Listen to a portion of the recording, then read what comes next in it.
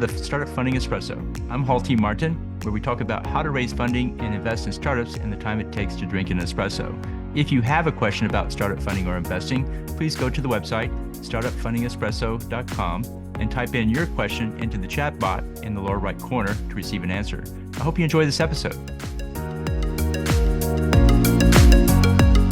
Hello, this is Hall T. Martin with the Startup Funding Espresso, your daily shot of startup funding and investing.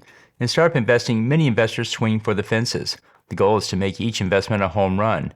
In most cases, home runs will take a substantial amount of time to complete. There are benefits to short-term investments in which the returns are smaller. Here are some benefits to consider.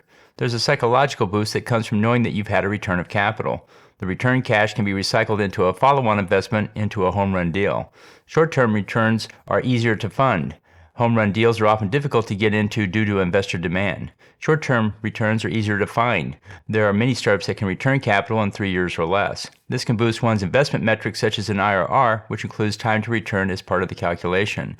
Consider both short and long-term return startups for your investment strategy. Thank you for joining us for the Startup Funding Espresso, where we help startups and investors connect for funding. Let's go start listening to today. Hall T. Martin is the director of Investor Connect, which is a 501c3 nonprofit dedicated to the education of investors for early-stage funding.